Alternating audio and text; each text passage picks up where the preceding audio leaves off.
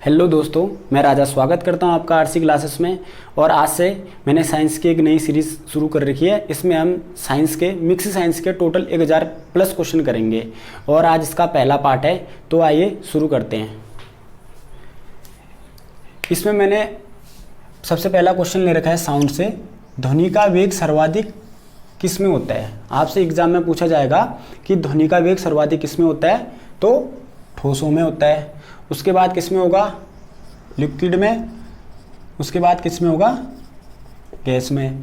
आपसे एग्जाम में पूछा जाएगा कि ध्वनि का वेग सर्वाधिक किस में होता है, तो ठोसों में, फिर उसके बाद लिक्विड, उसके बाद गैस। अगर आपसे ठोस में पूछा जाएगा तो आप लगा सकते हैं एल्यूमिनियम। सर्वाधिक किस में होगा? एल्यूमिनियम में। उसके बाद है आपका नेक्स्ट क्वेश्चन, एक प्रकाश वर्ष बराबर कितना होता है? बहुत इंपॉर्टेंट क्वेश्चन है। एक प्रकाश वर्ष बराबर होता है 9.46 गुणा 10 की घात 15 मीटर। कितना? 9.46 गुणा 10 की घात 15 मीटर, या 9.46 गुणा 10 की घात 12 किलोमीटर। इसके बाद है प्रकाश संश्लेषण, फोटोसिंथेसिस यानी प्रकाश संश्लेषण में ऑक्सीजन निकलता है। कहाँ से निकलता है? तो जल से निकलता है। ये भी इंपॉर्टेंट क्वेश्चन है। इसके बाद है शरीर में अमीनो एसिड होते हैं। कितने होते हैं? 20। ये बहुत इंपॉर्टेंट क्वेश्चन है। मैंने सिलेक्टेड ही क्वेश्चन ले रखे हैं जो आज तक किसी न किसी एग्जाम में आए हैं, और ये आपको ये वीडियो क्या करना है, आपने अंत तक देखना है। आज इसमें +50 क्वेश्चन मैं सॉल्व कराऊंगा। ये किसी भी एग्जाम के लिए बहुत इंपॉर्टेंट है, चाहे आप उत्तराखंड की तैयारी कर रहे हो, चाहे यूपी की तैयारी कर रहे हो, चाहे एसएससी की तैयारी कर रहे हो, क्योंकि आपको पता है कि साइंस की वैल्यू इनमें सबसे ज़्यादा है। तो आइए शुरू करते हैं। एक नेक्स्ट क्वेश्चन है, दूरी मापने की सबसे बड़ी इकाई क्या है? पारसेक। आपसे पूछा जाएगा दूरी मापने की सबसे बड़ी इकाई क्या है, तो पारसेक। आज मैं एमसीक्यू बेस में करा रहा हूँ, तो इनका कोई विस्तार पूर्वक सॉल्यूशन नहीं होगा, या इनको मैं विस्तार पूर्वक नहीं बताऊंगा, बस एमसीक्यू बेस में बताऊंगा। हमारी थ्योरी की क्लास चल रही है मंडे से फ्राइडे तक। सैटरडे और संडे को हमारा एमसीक्यू चलेगा, और इसमें हम क्या कर रहे हैं, साइंस के 1000 प्लस क्वेश्चन सॉल्व करेंगे। और उसके बाद अगर सीरीज कम पड़ गई तो उसको हम फिर और आगे बढ़ाएंगे। तो दूरी मापने की सबसे छोटी इकाई क्या है? पारसेक। इसके बाद नेक्स्ट क्वेश्चन है, पचे भोज्य पदार्थ का, यानी मतलब जब डाइजेशन हो जाता है, अब ये क्या बोल रहा है, पचे भोजन का अवशोषण होता है, मतलब कहाँ होता है? छोटी आंत में होता है। आपसे पूछा जाएगा कि पचे भोजन का अवशोषण कहाँ होता है, तो छोटी आंत में होता है। और एक क्वेश्चन और पूछा जाता है कि पाचन प्रारंभ कहाँ से होता है? अगर आपसे एग्जाम में पूछा जाएगा पाचन प्रारंभ कहाँ से होता है, तो आप क्या लिखोगे? माउथ, यानी मुंह से। और आपको पता है माउथ में क्या होता है? लार होता है। और एक पूछा जाता है लार में कौन सा एंजाइम पाया जाता है, तो क्या पाया जाता है? टाइलिन या एमाइलेज पाया जाता है। इसके बाद है पर्णहरित या क्लोरोफिल में उपस्थित धातु कौन सी है? बहुत इंपॉर्टेंट क्वेश्चन ये है। पर्णहरित या क्लोरोफिल में उपस्थित धातु कौन सी है, तो कौन सी है? मैग्नीशियम है। आपसे एग्जाम में ये पूछा जाएगा कि पर्णहरित में उपस्थित धातु कौन सी है, तो मैग्नीशियम है। इसके बाद है नेक्स्ट क्वेश्चन, विद्युत धारा मापते हैं। आपसे पूछा जाएगा कि विद्युत धारा को किससे मापते हैं, तो अमीटर से मापते हैं। किससे? अमीटर से। इसके बाद है नेक्स्ट क्वेश्चन, मानव नेत्र के लिए स्पष्ट दर्शन की न्यूनतम दूरी। बहुत इंपॉर्टेंट क्वेश्चन है, इंपॉर्टेंट क्वेश्चन है फिजिक्स का। अगर न्यूनतम दूरी पूछेगा तो आप कितना लिखोगे? 25 सेंटीमीटर। अगर आपकी आंखें सही है तो स्पष्ट दर्शन कितने के लिए? 25 सेंटीमीटर आपको देखना पड़ेगा, तब आपकी आई करेक्ट होंगी या सही होंगी। और अनंत पूछेगा तो कितना होगा? और दूरी ये तो है न्यूनतम दूरी, और अधिकतम पूछेगा तो कितना होगा? अनंत होगा। न्यूनतम दूरी 25 सेंटीमीटर और अधिकतम कितना? अनंत। इसके बाद है सोडियम का कार्य क्या है? सोडियम का कार्य क्या है? हार्ट बीट को कंट्रोल करना। आपसे पूछा जाएगा, मिनरल में आता है सोडियम, तो सोडियम का कार्य क्या है? हृदय की धड़कन को कंट्रोल करना। इसके बाद है एनिलिडा, या आप बाद में पढ़ेंगे एनिमल किंगडम में। एनिलिडा ग्रुप में कौन से जीव आते हैं, तो जोंक और केंचुआ। आपसे पूछा जाएगा कि जोंक और केंचुआ किस ग्रुप से संबंधित है, तो एनिलिडा ग्रुप से संबंधित है। इसके बाद नेक्स्ट है, कार्बन के 2 अपर रूप बताइए। बहुत ही इंपॉर्टेंट क्वेश्चन, आपको पता है बहुत सारे एग्जामों में पूछा भी जा चुका है। कार्बन के 2 अपर रूप क्या है? पहला तो है हीरा, दूसरा क्या है? ग्रेफाइट। अगर आपसे पूछा जाएगा कि सबसे कठोरतम, तो क्या है आपका? डायमंड, यानी हीरा। सबसे कठोरतम पदार्थ क्या है दुनिया में? डायमंड है। ये भी बहुत इंपॉर्टेंट है। और है डायनामाइट में मुख्य पदार्थ कौन है, या डायनामाइट में मेन सब्सटेंस क्या है, तो नाइट्रोग्लिसरीन है। ठीक है। डायनामाइट में मेन पदार्थ क्या है, नाइट्रोग्लिसरीन है। और एक पूछा जाता है कि डायनामाइट की खोज किसने करी है, तो अल्फ्रेड नोबेल ने जी। इन्हीं की याद में हम क्या करते हैं, नोबेल अवार्ड दिया जाता है।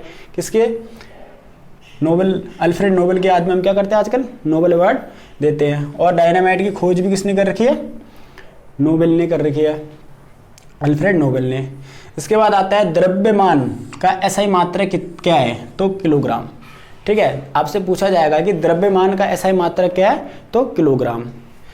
इसके बाद नेक्स्ट क्वेश्चन है भारी जल। भारी जल इसमें पूछा जाएगा, भारी जल का फॉर्मूला तो क्या है, D2O। ये भी बहुत एग्जाम में पूछा जा चुका है आज तक। भारी जल का फॉर्मूला क्या है, D2O, और इसको हम क्या कहते हैं, ड्यूटेरियम ऑक्साइड। ये भी बहुत इंपॉर्टेंट क्वेश्चन है। इसके बाद है प्रकाश वर्ष मात्रक है। ठीक है, प्रकाश वर्ष क्या है, प्रकाश वर्ष पूछेगा किसका मात्रक है, तो दूरी का। आपसे एग्जाम में पूछा जाएगा प्रकाश वर्ष किसका मात्रक है, तो दूरी का मात्रक है। यह पृष्ठ तनाव की इकाई, या पृष्ठ तनाव यानी सरफेस टेंशन की यूनिट क्या है, तो आप क्या बताओगे, न्यूटन प्रति मीटर। एक क्वेश्चन और आता है कि वर्षा की बूंदें गोलाकार क्यों होती है, तो उसका भी रीजन क्या है, पृष्ठ तनाव है। ठीक है, पृष्ठ तनाव की इकाई क्या है, न्यूटन प्रति मीटर। और मैंने आपको एक बताया कि वर्षा की बूंदें गोलाकार क्यों होती हैं, तो पृष्ठ तनाव के कारण गोलाकार होती है। इसके बाद है प्रकाश संश्लेषण में पौधे किस गैस का अवशोषण करते हैं, तो CO2। इसका क्वेश्चन का मतलब है कि अगर जब प्रकाश संश्लेषण यानी फोटोसिंथेसिस होगा तो पौधे किस गैस का अवशोषण करते हैं, मतलब खुद लेते हैं, खुद क्या लेते हैं वो, कार्बन डाइऑक्साइड, और हमको क्या देते हैं, ऑक्सीजन प्रदान करते हैं। इसके बाद नेक्स्ट क्वेश्चन है 1 किलोग्राम वजन राशि का वजन कितना होता है, 1 किलोग्राम वजन, 1 किलोग्राम राशि का वजन, सॉरी 1 किलोग्राम राशि का वजन कितना होता है, तो 9.8 न्यूटन। ये भी पूछा गया है, 1 किलोग्राम राशि का वजन कितना है, 9.8 न्यूटन है। अभी नेक्स्ट क्वेश्चन है मैनोमीटर का उपयोग किसका करते हैं, मैनोमीटर आपने सुना होगा। मैनोमीटर का उपयोग किसमें करते हैं, अगर हम किसी प्रेशर को मापना है, यानी दाब को मापना है, दाब मापन, मैनोमीटर का उपयोग दाब मापन में होता है। इसके बाद है हैलोजनों में सर्वाधिक प्रभावशाली ऑक्सीकरण करता कौन है, हैलोजन। आपको पता है हैलोजन कौन सा ग्रुप है, ग्रुप 17। कौन सा ग्रुप, ग्रुप 17 को हम क्या कहते हैं, हैलोजन। और सबसे पहले हमारा क्या आता है उसमें, हैलोजन में सबसे पहले आता है हमारा फ्लोरीन। तो सबसे ज़्यादा क्या है, ये ऑक्सीकरण करता है या सर्वाधिक प्रभावशाली है। इसके बाद है फेराड। आपसे पूछा जाएगा फेराड किसकी इकाई है या फेराड किसकी यूनिट है, तो धारिता की इकाई है। क्या है, फेराड धारिता की इकाई है। इसके बाद मैंने यहाँ पे कुछ क्वेश्चन लिख रखे हैं या पॉइंट लिख रखे हैं, आप उसको मैं बता देता हूँ। केमिस्ट्री में पूछा जाएगा इलेक्ट्रॉन की खोज किसने कर रखी है, तो थॉमसन ने कर रखी है। आपसे पूछा जाएगा इलेक्ट्रॉन की खोज किसने कर रखी है, तो थॉमसन ने कर रखी है। ऐसे प्रोटॉन की खोज किसने कर रखी है, गोल्डस्टीन ने कर रखी है। नामकरण पूछेगा तो आप क्या लिखोगे, रदरफोर्ड लिखोगे। इसके बाद है न्यूट्रॉन की खोज किसने कर रखी है, तो चैडविक ने कर रखी है। इसमें एक पहले हमको बचपन में सिखाया भी जाता था कि ईट पग नाच, ठीक है, इसकी ट्रिक से आप याद कर सकते हैं। रदरफोर्ड आ जाता है, लेकिन प्रोटॉन की खोज बोलेगा तो गोल्डस्टीन और नामकरण बोलेगा तो रदरफोर्ड। और ऐसे आपसे पूछा जाता है केमिस्ट्री का पिता कौन है, तो लेवोजियर। केमिस्ट्री का पिता कौन है, लेवोजियर। दोस्तों इसके बाद हमारा नेक्स्ट क्वेश्चन है 1 पिकोग्राम। आपसे पूछा जाएगा एग्जाम में कि 1 पिकोग्राम बराबर कितना होता है। ये उत्तराखंड में भी आया है और एसएससी में भी आ रखा था, और यूपी लेखपाल जो पिछली बार हुआ था उसमें भी आ रखा था कि 1 पिकोग्राम बराबर कितना होता है, 10 की घात -12 ग्राम। सीधा क्वेश्चन पूछा जाएगा 1 पिकोग्राम बराबर कितना होता है, 10 की घात -12 ग्राम। इसके बाद नेक्स्ट क्वेश्चन है बल का मात्रक है। आपसे पूछा जाएगा कि फोर्स या बल का मात्रक क्या है, तो आप क्या लिखोगे, न्यूटन लिखोगे। ठीक है, ये क्वेश्चन सिलेक्टेड है और इसमें आपका टाइम भी कम लगेगा क्योंकि ये सब 1 लाइनर बेस में है। ठीक है, क्योंकि मैंने सीधे आपको इसमें टाइम कम लगेगा, क्या कर रखा है, इसको सीधे आंसर लिख रखा है। आपने क्या करना है, अपना टाइम निकालना है और इन सबको क्या करना है, बार बार रिवीजन करना है, ताकि आप क्या कर सको, किसी भी एग्जाम में आने से पहले क्या करोगे, इनको एक बार देखोगे तो आप तुरंत इनका आंसर उस टाइम आपके दिमाग में तुरंत आ जाएगा। ठीक है, नेक्स्ट क्वेश्चन है लंबाई की न्यूनतम इकाई क्या है। आपसे एग्जाम में पूछा जाएगा कि लंबाई की न्यूनतम इकाई को हम क्या कहते हैं, फर्मी कहते हैं। क्या कहते हैं, फर्मी। और ये भी पूछा गया था 1 फर्मी बराबर क्या होता है, 1 फर्मी बराबर होता है 10 की घात -15 मीटर। आई होप ये सब समझ गए होंगे। लंबाई की न्यूनतम इकाई है फर्मी और 1 फर्मी बराबर 10 की घात -15 मीटर। इसके बाद है डॉप्सन, आपने सुना भी होगा ओजोन परत, ठीक है, ओजोन परत। अगर हमें क्या करना है, ओजोन परत की मोटाई मापनी है तो हम किसका प्रयोग करते हैं, डॉप्सन का। डॉप्सन इकाई का प्रयोग ओजोन परत की मोटाई मापन हेतु होता है। अगर हमने ओजोन परत की मोटाई मापनी है तो हम किसका प्रयोग करेंगे, डॉप्सन का। और ओजोन परत आपसे पूछा जाएगा कहाँ मिलती है, तो आप कहाँ बोलोगे, समताप मंडल। कौन सा मंडल, समताप मंडल, ठीक है, तो कौन से मंडल में, समताप मंडल में। इसके बाद नेक्स्ट क्वेश्चन है नेफोस्कोप। नेफोस्कोप क्या करता है, बादलों की दिशा एवं गति का मापन करता है। आपसे पूछा जाएगा कि बादलों की दिशा व गति का मापन कौन यंत्र करता है, तो नेफोस्कोप। आजकल जैसे क्या हो रहा है, मौसम चेंज हो रहा है हमारा, और क्या हो रहा है, हमें लगता है हम बाहर जा रहे हैं तो लग रहा है ना बादल चल रहे हैं, बोलते हैं हम अपनी नॉर्मल लैंग्वेज में, तो क्या होता है, बादलों की दिशा एवं गति मापने वाला यंत्र क्या है, नेफोस्कोप। और हाँ, समताप मंडलीय हमारा क्या करता है, यूवी रेस से हमको बचाता है, अल्ट्रा वायलेट रेस से क्या करता है, हमको बचाता है, ठीक है। और है नेक्स्ट है, प्रकाश का वेग किसने मापा था, सबसे पहले तो रोमर ने मापा था। आपसे पूछा जाएगा कि प्रकाश का वेग सबसे पहले किसने मापा, तो रोमर ने मापा था, ठीक है। इसके बाद है सबसे कम तरंग वाली किरण, ठीक है, ये है आपकी गामा, यहाँ पे होना चाहिए वेवलेंथ, तरंग दैर्ध्य। सबसे कम तरंग दैर्ध्य वाली किरण क्या है, गामा। अगर सबसे कम वेवलेंथ होगी तो सबसे ज़्यादा इसकी आवृत्ति हो जाएगी, सबसे ज़्यादा आवृत्ति। अगर आपसे पूछा जाएगा कि सबसे ज़्यादा आवृत्ति वाली रेस, तो आप लगाओगे गामा। सबसे कम तरंग दैर्ध्य वाली भी गामा। ये आवृत्ति और वेवलेंथ एक दूसरे के अपोजिट है, ठीक है। आवृत्ति का मात्रक पूछा जाएगा आपसे, आवृत्ति का मात्रक क्या होता है, हर्ट्ज। क्या होता है, हर्ट्ज। दोस्तों ये वन लाइनर क्वेश्चन है, तो हमने इसमें इनको वन लाइनर की ही तरह पढ़ना है ताकि आपका टाइम भी कम हो और आपके क्वेश्चन भी ज़्यादा हो सके, ठीक है। इसके बाद होता है एंजाइम। आपसे पूछा जाएगा एंजाइम क्या होते हैं, तो एंजाइम क्या होते हैं, प्रोटीन होते हैं, ठीक है। आपसे पूछा जाता है बहुत सारे एग्जामों में कि एंजाइम क्या है, तो एंजाइम एक टाइप से प्रोटीन है। इसके बाद है उच्च तापमाप या हाई टेम्परेचर किससे मापते हैं। आपसे एग्जाम में पूछा जाएगा, जैसे हाई टेम्परेचर, कोई भी हाई टेम्परेचर किससे मापते हैं, तो पायरोमीटर। जैसे सन, इसका जो टेम्परेचर होता है, इसके बाह्यतम परत का कितना है, 6000 डिग्री सेंटीग्रेड, ये भी पूछा गया है। उच्च तापमान किससे मापते हैं, पायरोमीटर से। इसके बाद है दालें किसकी स्रोत हैं, मतलब ये है कि दालों से हमें क्या प्राप्त होता है, दालें किसकी स्रोत हैं, तो किसकी स्रोत है, प्रोटीन की। किसकी स्रोत है, प्रोटीन की। और प्रोटीन की कमी से क्या होता है, एक तो होता है आपका मेरस्मस और दूसरा क्या है, क्वासिरकोर, ठीक है। अगर आपसे पूछा जाएगा कि आपके शरीर में अगर प्रोटीन की कमी होगी तो कौन से रोग हो जाएंगे, मेरस्मस प्लस क्वासिरकोर।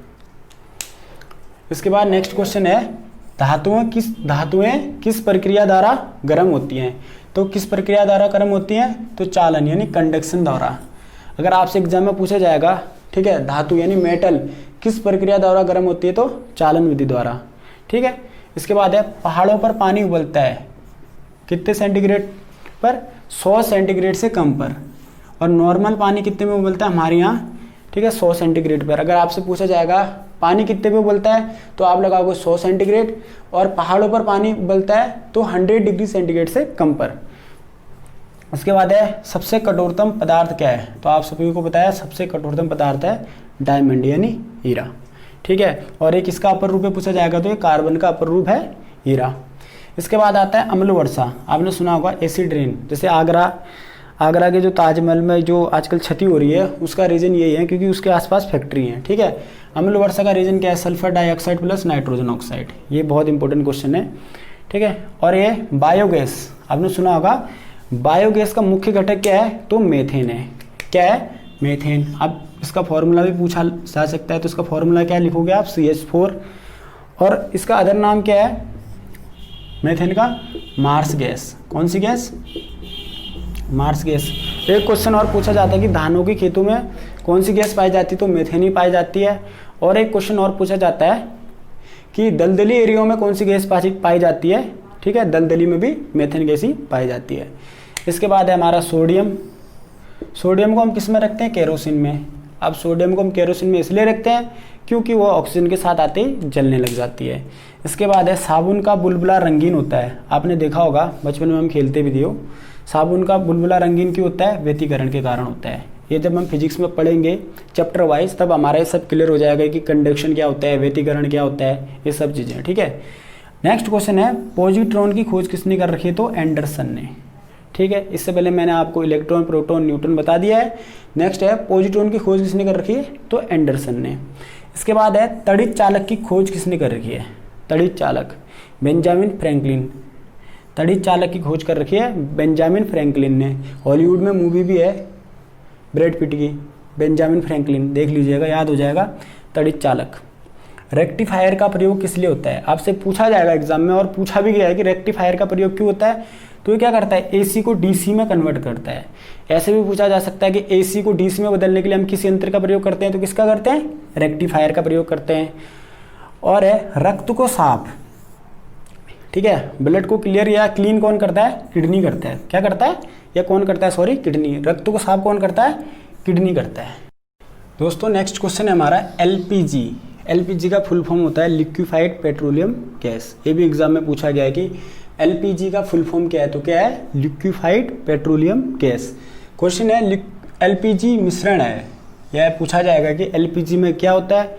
तो आप क्या बोलोगे? Butane plus propane.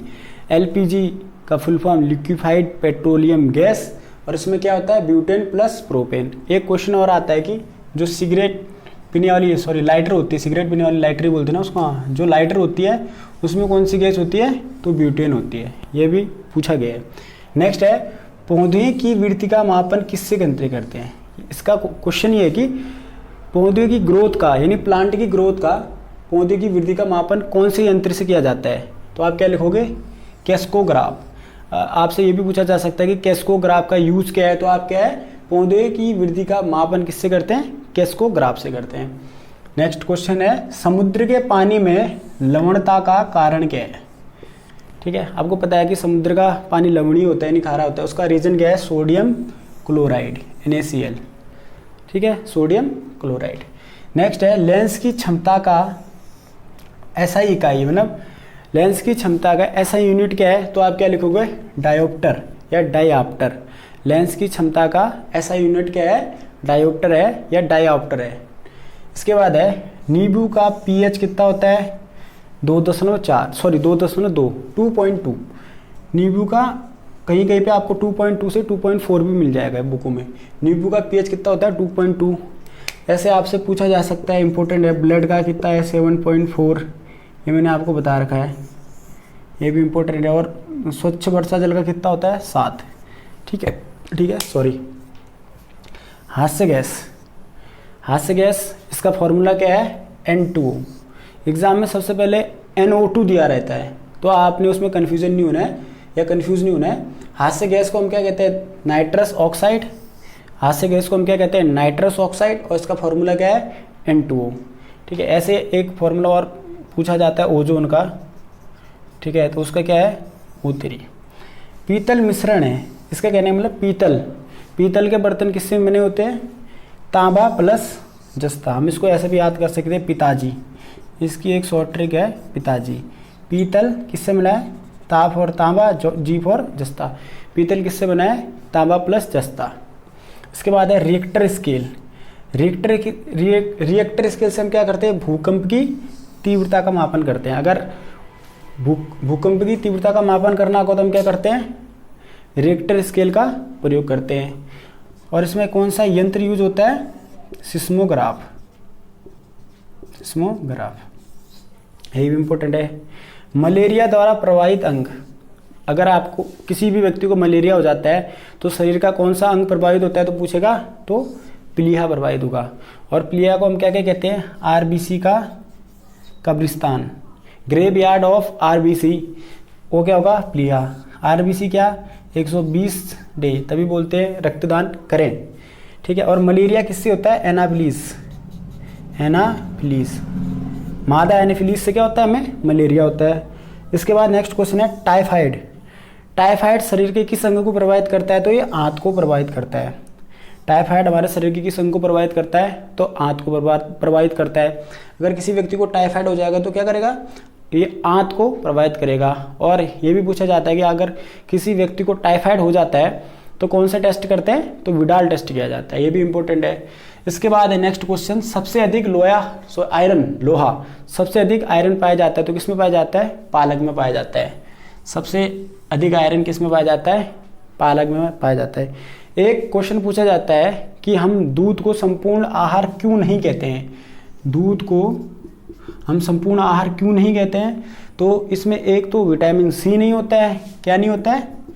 Vitamin C plus Fe यानी आयरन, ये दोनों हमारे दूध में नहीं होता है, इसलिए हम क्या कहते हैं? इसको हम संपूर्ण आहार नहीं कह सकते।